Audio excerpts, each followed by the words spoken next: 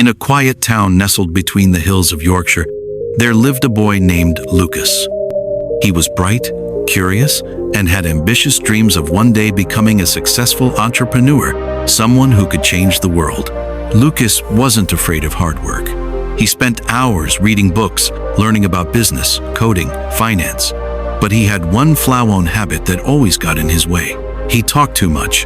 Every time he had a new idea, a new plan, a spark of inspiration, he'd rush to share it with his mates at school, with his family during dinner, even online with strangers. I'm working on an app that'll disrupt the market. I'm planning to study at Oxford, or maybe MIT. I'll start my own company before I turn 20. His friends praised him. His family felt proud. His teachers encouraged his ambition. But despite all his talk, nothing ever happened. Plans would fade. Motivation would die. And Lucas would find himself exactly where he started. One afternoon, while walking home through the town square, Lucas wandered into a small antique shop run by an elderly gentleman named Mr. Encizier. Whitmore, a quiet man with a kind face and sharp eyes who'd lived through the war, watched the world change and carried a wisdom few understood. Mr. Whitmore had seen Lucas before, always full of excitement, always talking about the future. That day, he stopped him and asked, "Son, you always speak of big dreams, but have you achieved any of them yet?" Lucas hesitated. He'd tried. He really had. But no, he hadn't achieved much. "I don't know what I'm doing wrong," he admitted. "I try my best, but things just fall apart." Mr. Whitmore smiled gently and said, "Let me tell you a story. Many years ago, in a small town outside of Manchester, there lived a man named Thomas Blake. He wasn't born into wealth. In fact, he came from a working-class family.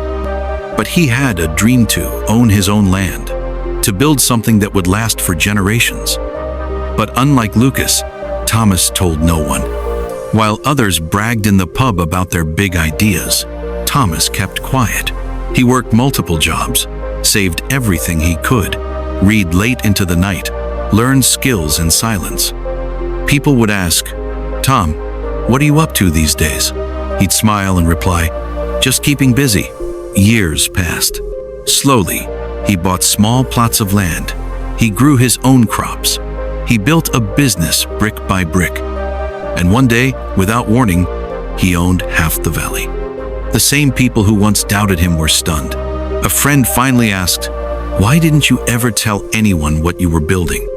Thomas looked at him and said, "Because when you talk too much, two things happen. First, people try to talk you out of it. Second, your energy gets spent convincing others, not yourself. Words are wind, but silence builds walls. I chose to let my work speak for me." Lucas stood still, absorbing every word. Mr. Whitmore leaned closer and added, "Son, when you speak of your dreams too often, your mind begins to believe you've already achieved them. The thrill fades, and the work never begins.